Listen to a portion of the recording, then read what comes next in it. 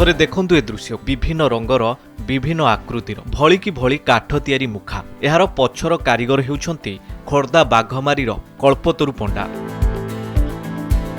हनुमान जाम्बवान रावण नलनील सह विभिन्न पशुपक्षी मुखा आउ ए सबु मुखा को निज हातर जादूगरे जीवंत रूप दैछंती कल्पतरु।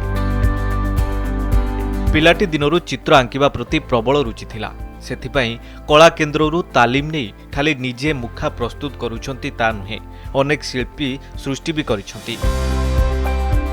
ट्विन सिटी का सबसे शानदार real estate project diamond city, यहाँ हर दिन होगा स्पार्कलिंग। आमे जेतेबेले काम शिखुथिलु सेतेबेले कहिया को गले संपूर्ण हातरू खाई काम शिखुथिलु, किंतु वर्तमान यह स्थिति है जो जो माने मो निकट को सहकर्मी आसुछंती सेमानन को मु यथा संभव उचित पारिश्रमिक दे पारुची। वर्तमान कलार स्थिति आसिक एठी पहुंची। मुखा प्रस्तुत जेतिकी जटिल सेतिकी कठिन। एथिपाई 3 ରୁ 4 दिन लागिथाय। महानिम पाळधुआ आदि काठरे ए मुखा प्रस्तुत होइथाय। दिन थिला पौराणिक विषयवस्तु को नहीं आधारित नाटक, सुआंग, गीतनाट्य आदि रे अनेक कलाकार निज चरित्र पई काठ मुखा व्यवहार करुथिले। मात्र वर्तमान एहार चाहिदा धीरे धीरे कमुछि। तथापि राज्य बाहर विभिन्न म्यूजियम, घर साजसज्जा, मंदिर रे पूजा और केतक वास्तुदोष हरण पई लोके मुखा किणुछंती।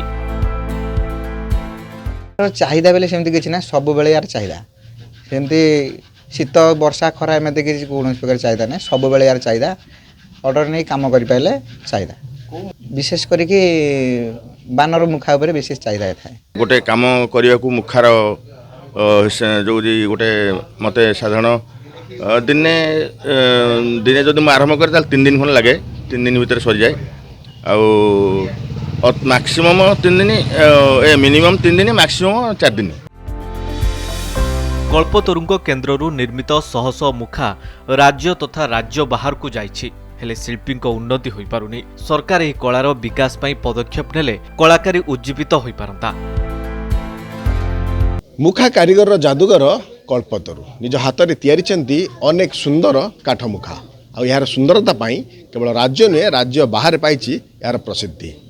आउ यार व्यापकता पाई एबे लोड़ा सरकारी सहायता।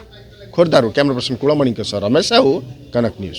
हीरे जमीन पर ऐसी चमचमाती लाइफस्टाइल जो आपके सपनों को करे सच। ट्विन सिटी का सबसे शानदार real estate project diamond city अब भुवनेश्वर कटक NH16 तिलंगा पेंठा में। यहाँ हर दिन होगा sparkling like a diamond beach.